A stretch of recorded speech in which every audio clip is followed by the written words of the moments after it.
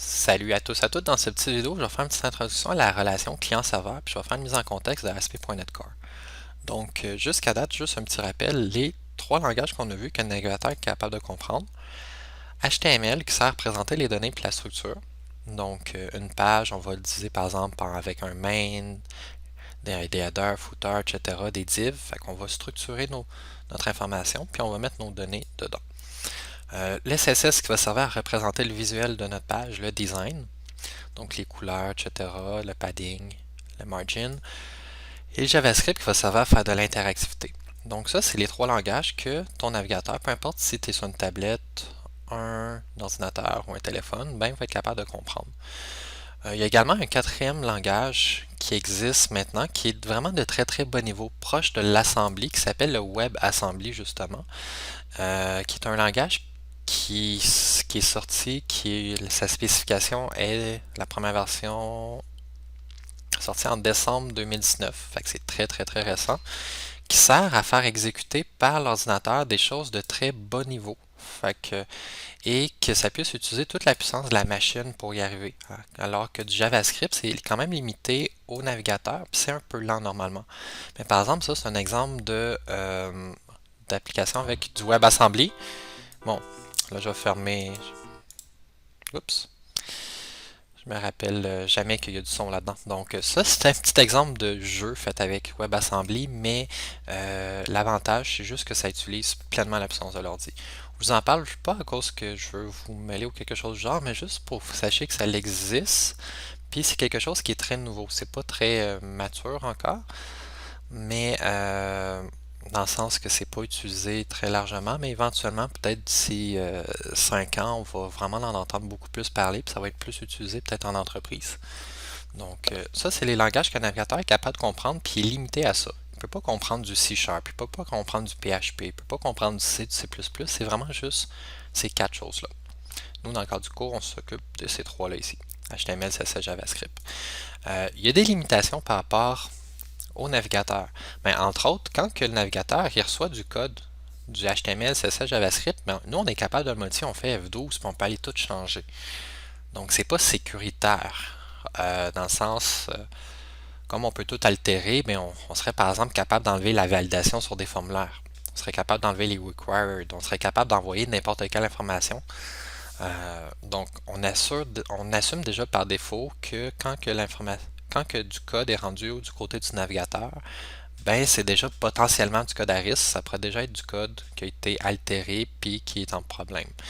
Donc, également, une autre limitation avec le navigateur, mais c'est que le langage JavaScript, il peut pas faire grand-chose. Il peut un peu modifier l'usage de la page. On peut envoyer des requêtes au serveur avec JavaScript, mais les actions sont assez limitées. C'est un langage qui a été fait pour manipuler des pages web.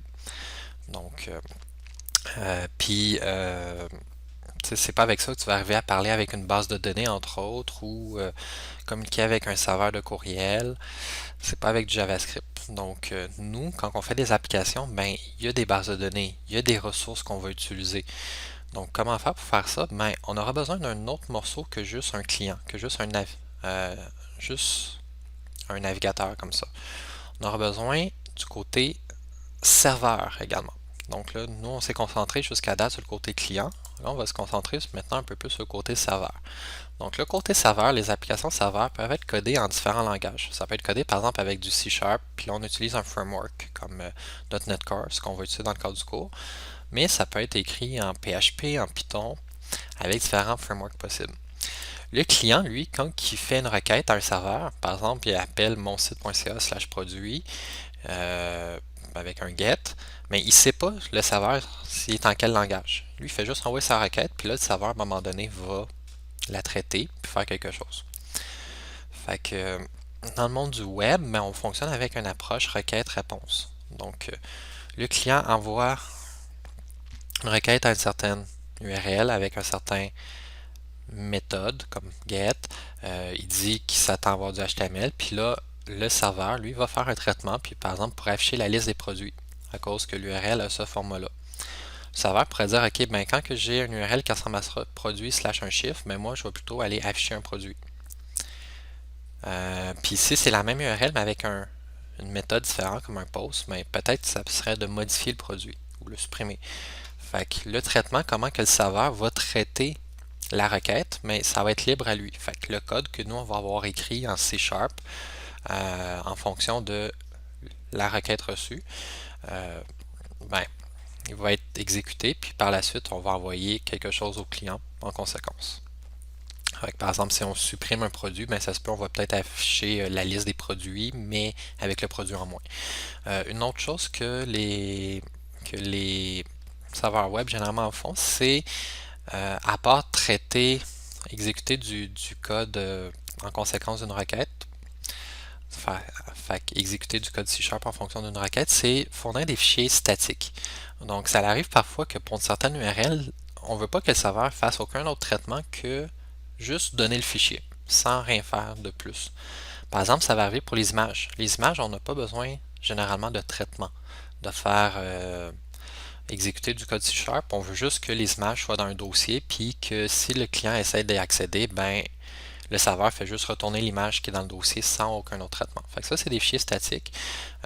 Souvent, ben, pour des images, ça va être le cas, du CSS, puis on pourrait avoir d'autres documents également que le serveur va donner de manière statique.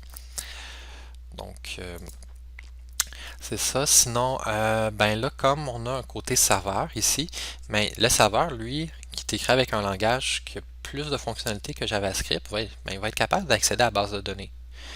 Puis en même temps, ça va être sécuritaire parce que c'est pas le client qui peut avoir du code malicieux qui va accéder à la base de données. Là, c'est un serveur qui est dans un environnement contrôlé, que personne connaît le code sauf nous, parce que c'est nous qui l'avons écrit, puis c'est nous qui l'hébergeons sur un serveur sécurisé qui va accéder à la base de données. Donc c'est bien. Même chose, accéder à des ressources comme un serveur de courriel, ben c'est lui le serveur qui va s'en occuper, pas le client. Autre chose aussi, ben le serveur peut valider l'identité de l'utilisateur et dire hey, tu as essayé de faire par exemple un produit /4, mais tu n'as pas le droit toi, de voir cette page-là. Fait qu'il pourrait valider l'identité puis renvoyer une réponse en conséquence pour dire hey non, toi tu n'as pas le droit de ça. Fait que je t'envoie un code, je t'envoie telle réponse puis tel code d'erreur ou un certain code de statut pour dire ok, c'est pas autorisé l'accès à cette ressource-là. Donc, c'est un peu le rôle ou comment fonctionnent généralement les applications serveurs. Fait qu'ils écoutent des requêtes, ils produisent des réponses, fournissent des fichiers statiques, puis ils gèrent les ressources de manière sécuritaire à cause que c'est à cause qu'on contrôle bien l'environnement. Continuons. Donc, la relation entre le client et le serveur, ben, on va essayer de comprendre un peu qu'est-ce qui se passe dans une page web. Mettons que je clique sur un lien pour mener à une nouvelle page. Okay? Fait que là, je suis à l'étape 1, j'ai fait une action qui c'était d'utiliser un lien. Ben, le navigateur, ce qu'il va faire, c'est qu'il va faire une requête HTTP qu'il va envoyer à l'URL.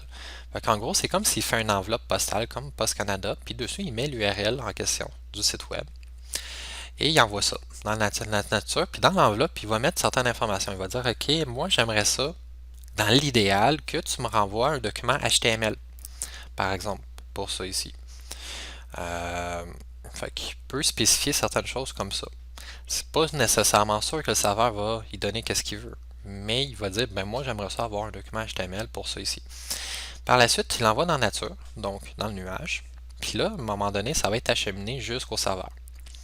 Okay. Fait que la requête est transférée au serveur, il la reçoit ici. Puis là, le serveur, lui, il est en écoute de certaines formats d'URL en particulier. Puis là, le serveur, ben lui, pourrait dire ah, ok, cette URL-là, oui, je l'écoute, puis j'ai un traitement associé à cette URL-là. Donc, il y a un mécanisme de routing, de route qui va se faire, qui va dire ok, pour cette URL-là, par exemple, produit / un chiffre, moi, je veux qu'un certain traitement soit fait. Fait que là, un traitement écrit en C#,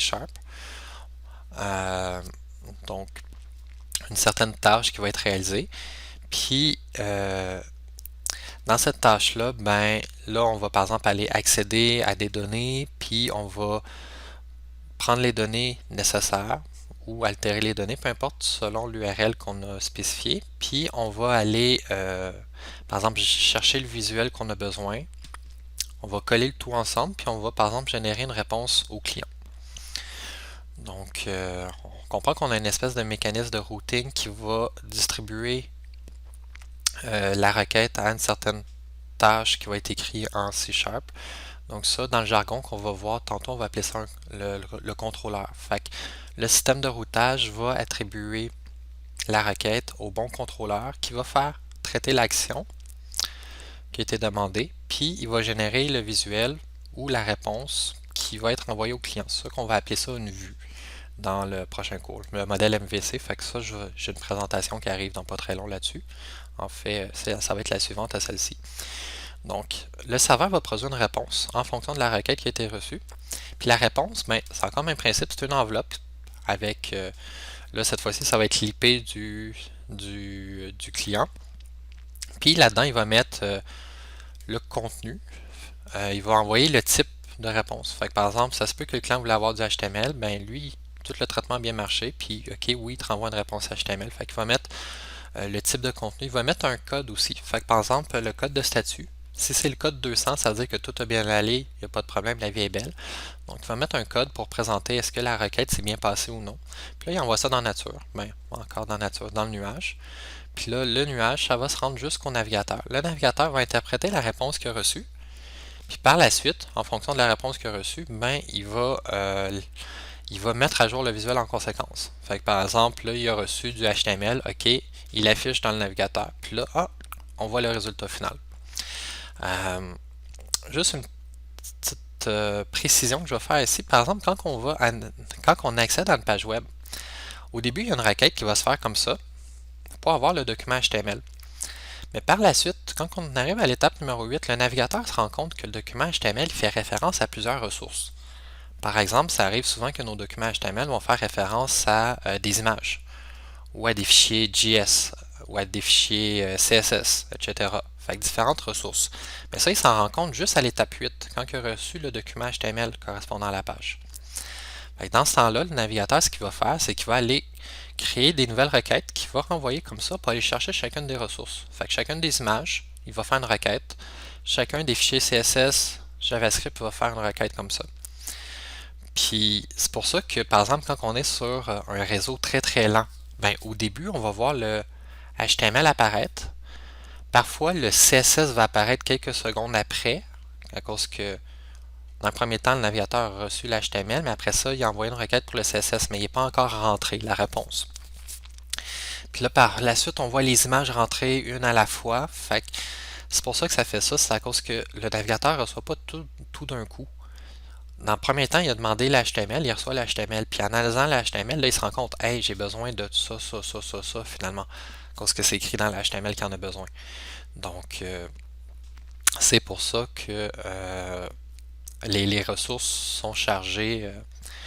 Il y a des requêtes qui sont envoyées de manière asynchrone, fait que tout en même temps pour aller chercher les différentes ressources qu'il y a besoin pour la page. C'est pas sûr non plus qu'ils vont rentrer à la même vitesse. Ça se peut par exemple que les images vont rentrer plus vite que certains autres fichiers.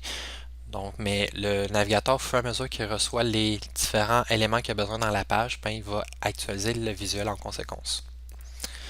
Donc, c'est tout pour ça. Maintenant, je vais rentrer un peu plus par rapport à .NET Core. Ben, .NET Core, c'est... Ben, parlons de .NET tout court. Les applications, par exemple, que vous faites en programmation 1 sont écrites avec du Windows Form.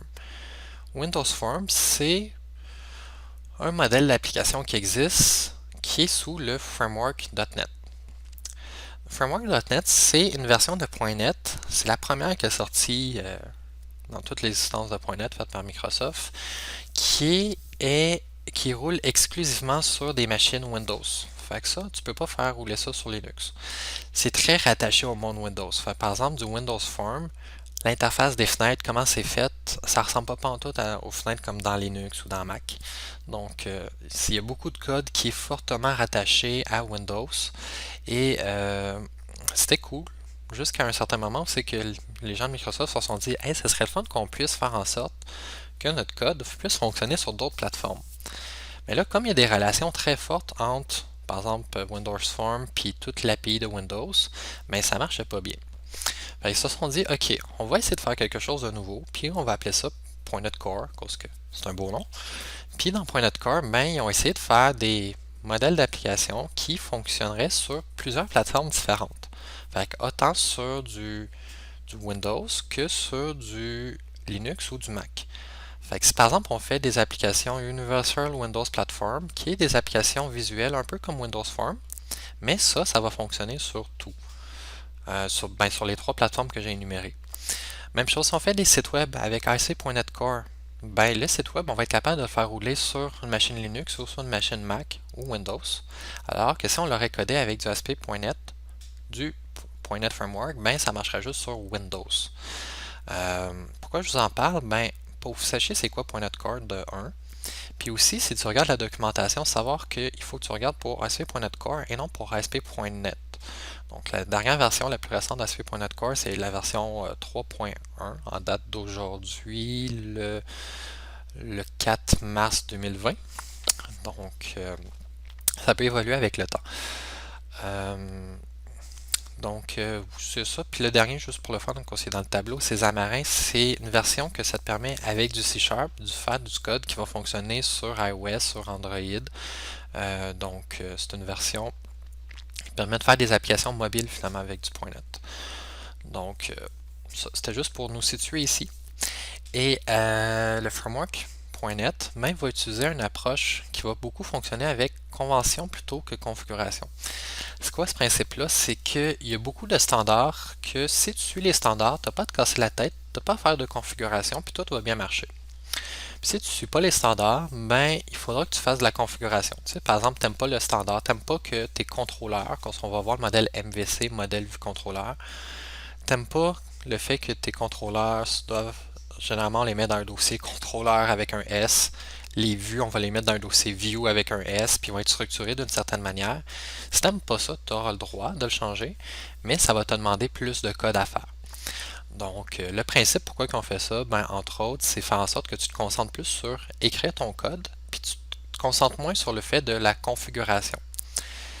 Fait que tu as moins de choses à configurer, tu fais juste te concentrer sur livrer ton produit, écrire du code et c'est fini. En même temps, ça assure un certain standard parce que si tu rentres sur une autre application, tu vas te dire ah ok oui ça fonctionne. Si ça suit la convention, ça devrait être de telle manière structurée, fait que tu te retrouves un peu plus vite. Fait que c'est tout pour cette petite présentation. La prochaine, ça va être une petite introduction au framework MVC, juste pour que vous compreniez un peu le sens ou ces différents mots-là, à quoi ça sert. Puis par la suite, là, on va rentrer, on va faire une application .NET de zéro. Fait que merci à vous.